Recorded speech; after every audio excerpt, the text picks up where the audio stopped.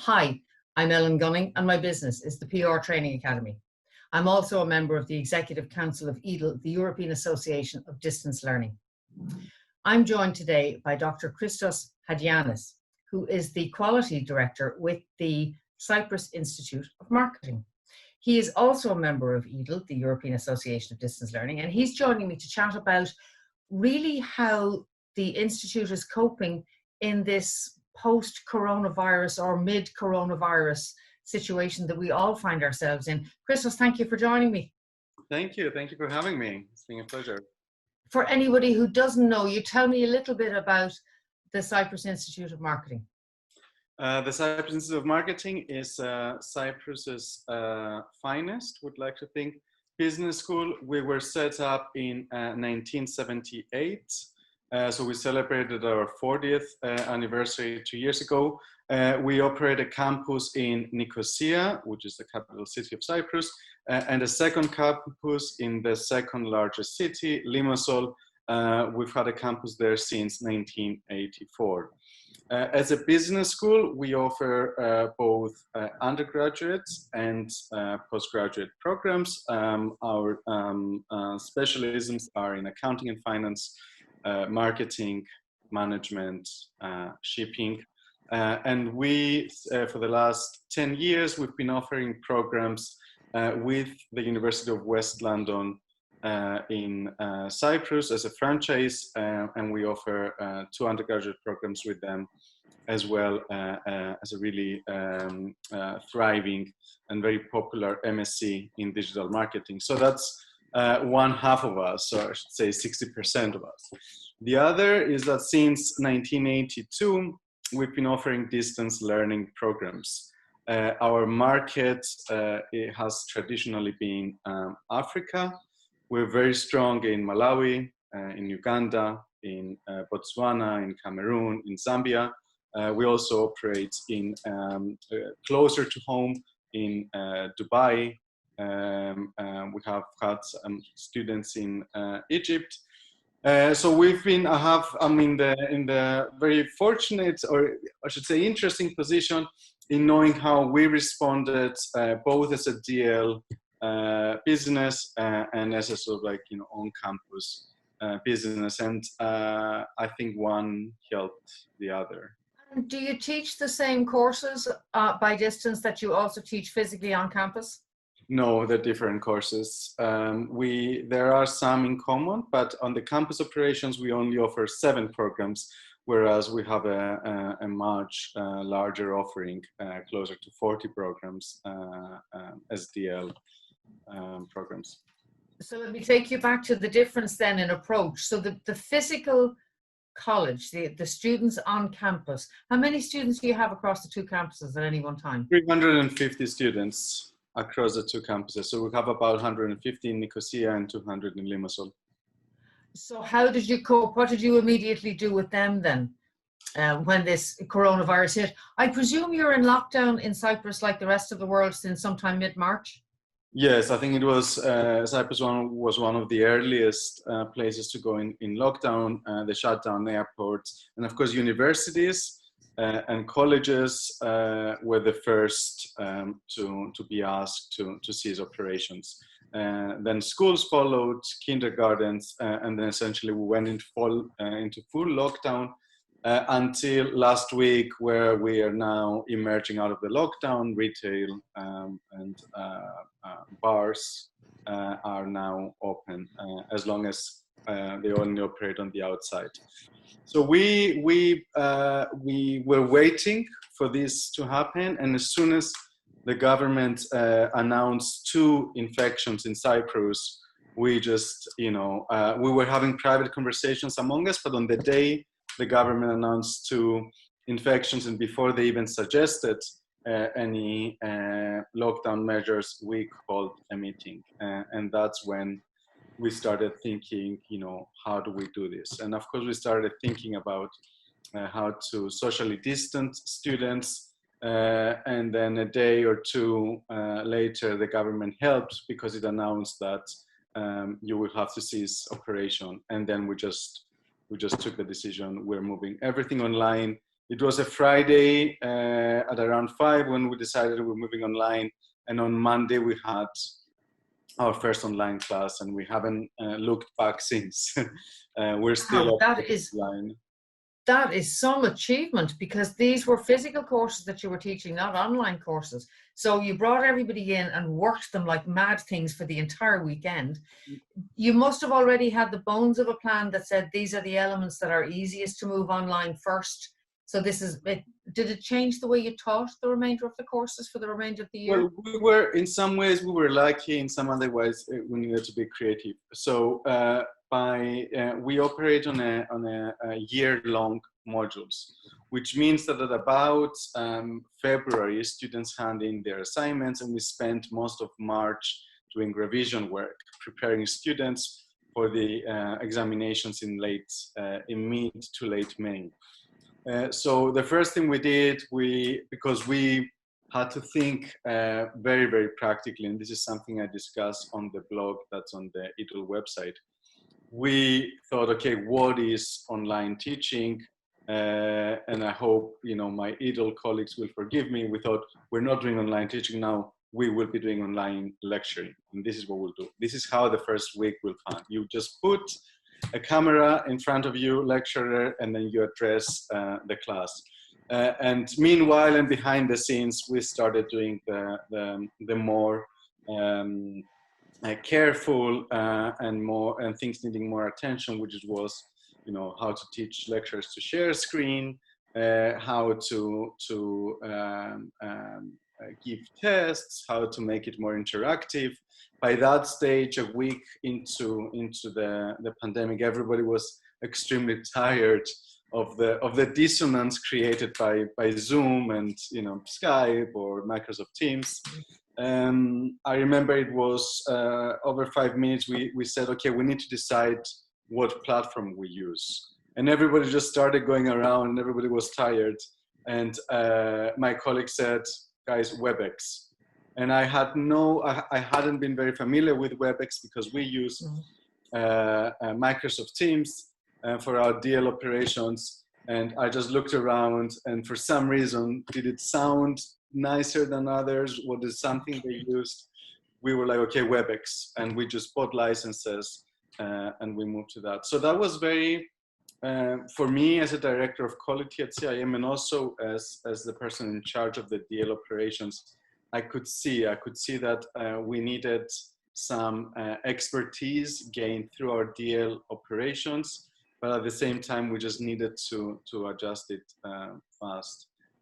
We were very, very lucky, I think, to work with people who are tech savvy, because they are millennials or, just the Generation X. So we didn't have anyone who feared.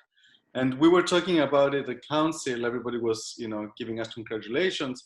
And I said we were very lucky. And then the director general said, yes, but I remember it was also a strategy about 5 years ago to bring in younger people. And so in some ways, I think it made sense, but, no one could have prepared us for this.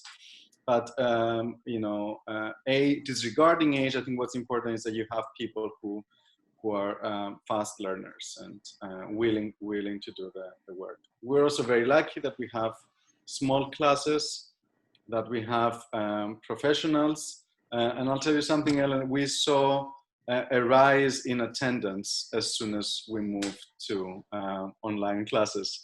So we have evening classes, and we work with working individuals who found it so much easier to log in to the lectures. So we just kept checking the numbers. We usually, attendance is not compulsory, and we have about 80% attendance, which is already high. And with online courses, we had close to 100, because I think there was curiosity. That will no doubt fizzle out, but that's how we approached it, as an exciting opportunity. It's a very interesting statistic that the numbers actually went up, presumably because people didn't have the commute. So they'd save the commute into work, they'd save the commute home.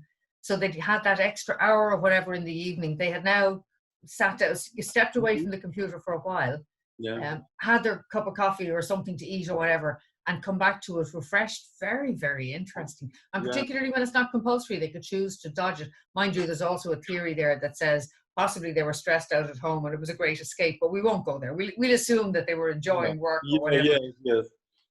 What about on the distance side then?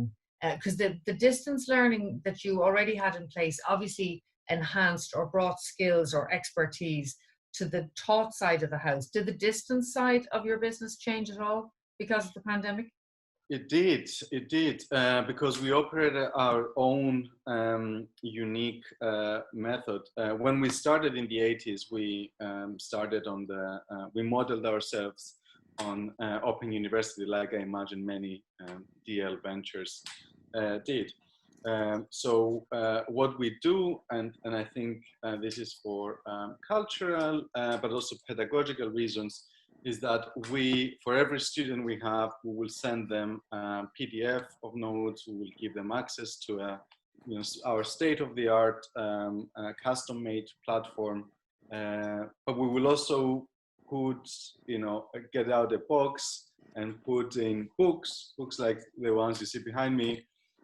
Stick in a ruler, a T-shirt, a cup, a pen, a USB stick. And then call DHL, and DHL will come pick it up, and they will deliver it within 48 hours to rural Uganda. Like ecosystem and economy in which we operate. So we first needed to talk to DHL about whether we would be able to continue to do that. It was fine for some countries in Europe, but there were so many destinations that couldn't be reached. So we had to reach out to students and say, you will still get your books, but as soon as is possible. Meanwhile, we'll send you the material. We'll give you access to the online library. Also brought in the database that we use here at the CIM Cyprus. So we expanded, we bought some more licenses. So we had to do that. And then we knew that in June, that's when we have exams. And our students go to local examination centers, usually the British Council or an embassy, somewhere where we trust, and take their exams there. So we needed to act fast, and we kept communicating with students, telling them we're onto this. But the reality is that I had to check, spend like an hour in the morning reading the news. The situation in Botswana was very different to the situation in Cameroon, South Africa, China.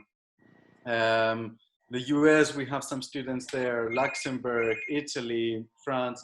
So it was just, we felt that we need to come with a blanket rule, but at the same time, there were so many geographical particularities that we needed to take into account. So when we decided that we're going for online exams, we sent an email to students, keeping fingers crossed that there won't be a backlash.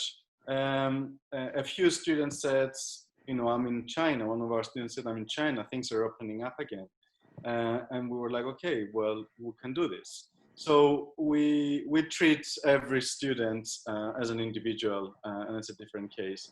But it has been stressful organizing exams. We're talking about 250 different exams, changing the marking criteria, changing the way students send back their essays. Some of them could be typed in Microsoft Word or a fillable, editable PDF. Some of them included calculations. And when I talk about it with colleagues, I had a really interesting webinar with the Association of Commonwealth Universities, of which we are a part. I think no one can predict exactly how the assessment will go, whether it will be whether the scripts will be better and therefore they need to be the marks to be lowered, or whether we will need to inflate the marks, or whether it's early days. We're confident that we kept as many things the same as possible, and we're driven by dedication not to disadvantage any of the students now or any of the students who've taken exams, last January, physical exams. And that has been by far the most challenging thing for us, the assessment. I think the teaching hasn't been affected as much. I think the assessment remains a challenge. It's really interesting because listen to you speak, I'm categorizing Europe into one area and the rest of the world into everything else. And I'm assuming that Europe is people have easy access to computers and easy access to the internet. So if they're studying, and I presume this is the reason why you post books, that it wouldn't actually be a problem to send them ebooks if there isn't an additional cost, there isn't a bandwidth that you're using. But if you're dealing with countries in Africa, then it makes a very big difference that people need to spend time online rather than reading those physical books. So I presume you've given them access to a library. Are you reckoning that it will also impact on the way that they do the assessments? Will they be less comfortable doing an assessment on a laptop somewhere than they would be in an examination center? Will it affect their ability to answer questions that are posed to them? Many of them will. I think from my experience, so like my own personal experience, I think almost every one of our students is in a possession of a smartphone and has access to a 3G or sometimes even a 4G network, but not many have access to a computer, a working computer, and at home. So that's one of the main reasons why we send out books. The other reason is because every year we do a survey, and every year the students say, what I love about CIM is that they send us a book. So I think there's a kind of like gift economy that is as important in Cyprus, the southern Mediterranean, as it is in many countries in Africa. We were very clear that we did not want the assessment to be assignments.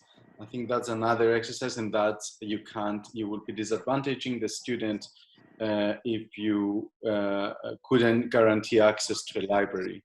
So we thought the best way would be to ask questions, whether it's mini case studies or reflective questions, instead of asking them to do to write down 4 answers. We have asked them to do 3, giving them more time because, perhaps for you and me, typing is faster and easier than handwriting.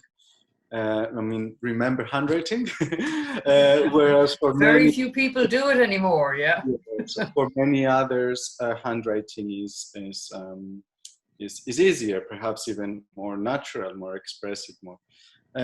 So we have allowed an extra half an hour, so asking them to do fewer questions, more time. And then we had to be very clear, and we included that in the instructions, in the answering booklet we're sending, what it is that we're asking. And I think we have changed the idea of assessment, and it became, shall I say, a little bit friendlier. Tell us what you've learned, and tell us how you've learned it. Tell us how almost all questions where possible have a COVID-19 angle. How did you respond to the pandemic? How did your company respond to it? What did you learn? So I think marking will be very interesting, especially the theoretical subjects. So to answer your question, I think yes, inevitably. So if you can't have that, we thought, what else can we have, and how can we make this interesting both for us and for them? Like I said, we'll see. We may see each other in September, and maybe we'll find ourselves taking 20 marks off, deflating the marks. Maybe we'll find ourselves with scripts that are, plagiarized. This is something we told them, copy paste as much as you'd like. We won't take that into account. We're not checking your ability to copy paste. I suspect it might be different in Africa than it will be with our students in Cyprus, who, we're naturally drawn to Google, or even if we know something, it's just constant doubting of what we know. So there will be a lot of sifting and filtering the exam papers. So I think it will be challenging for lecturers as well, the faculty marking. And actually, your biggest challenge possibly will be to make sure that the marking is in some way consistent or reflective globally, so that an A which you achieve in Cyprus is equivalent to an A which you achieve in Uganda or wherever, that the standard is the same, and yet the answers that you're receiving may differ greatly. That's a huge challenge. I would love to talk to you again after all those papers have been corrected and see how you get on. Looking to the future, how has it changed, or have you had a chance to figure out how it will impact your next intake of students in, I presume, September? Mm-hmm. Yeah, as regards to Cyprus operations, I mean, this is this word has been used so much, but it is really unprecedented. The closest to what we are experiencing now is probably the 2013 financial crash of Cyprus, and that has in what we saw with that is actually the number of our students going dramatically upwards. I think we were, and again, partly is luck and timing, partly is sort of long-term thinking and good housekeeping. We didn't have debt. We were not exposed to the banks, they're hindering their ability to lend money. And at the right time, we just invested more in buildings and in advertising. And we have affordable fees. That's one of, if not the main thing about CIM. We work with working individuals, evening-only classes, and affordable fees. So students who would otherwise try to go to the UK or to the continent or to Greece found that their parents couldn't afford to send them abroad. It was much cheaper for them to stay in Cyprus, work during the day, study in the evening. So we expect to have the same numbers, if not increase, and we have had a 10% year-on-year increase for the last 10 years. So in that sense, I suspect we might be able to attract students who would otherwise go to the UK, whose brand has been severely damaged. I think the British brand. I can't think right now of many people who will send their kids to any British university right now. Of course, things will change. So I think we are hoping, and we have reason to think that we'll keep the same numbers.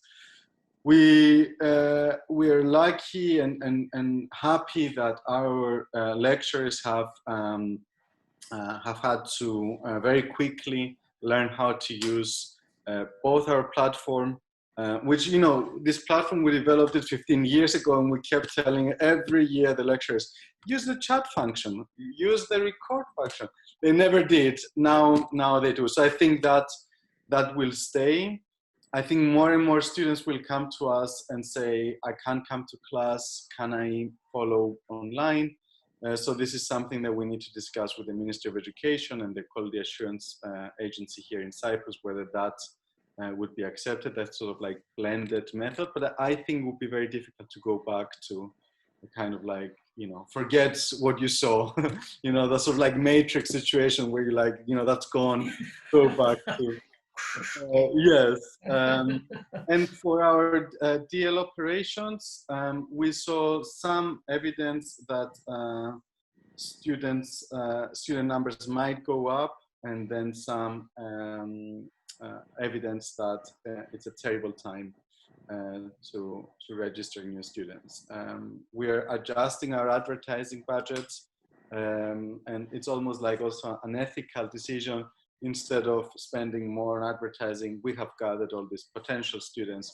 How about we offer discounts to them? So instead of spending X amount of money on reaching out audiences right now, how about we just give this money back, you know, and it's a very interesting reflection on where people are at in society, that if they have lost their jobs or they're struggling with will they have a job in 3 or 4 months time and they still want to study, it's very interesting that instead of attracting new people, you would choose to reduce the fees for them.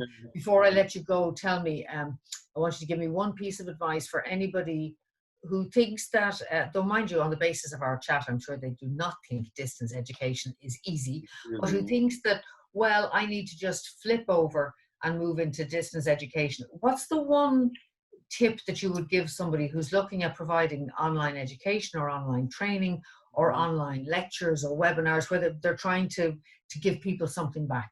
Your key tip. I would say it's very important to realize that this is different. And you have to respect that it's different. So if you're thinking this is my model and I'm just going to move it online, I would say that. And the other thing that for us is a challenge. So I'm not offering this as a sort of like, you know, sage advice, you know, go on and do this as a challenge. But I think definitely one that one must think is, who is your audience? Who would you like your students to be? It's very different to teach to different kinds of people. So I think as you're moving, if your audience would be the same as your students, then you have to develop learning objectives and media strategies that are different. So recognize its difference and think who you would like your audience to be. There's enough DL operators out there, and there are enough students. You just need to choose your who you would like to serve, and if you can't serve everybody, then that's fine. I think one needs to do that if one wants to be successful. I think that's a super piece of sage advice to end on. Christos Hadjiyannis from the Cyprus Institute of Marketing. Thank you for joining me. Thank you, Ellen. Thank you. I'm Ellen Gunning from the PR Training Academy. This has been an EDL broadcast, and I look forward to seeing you next time.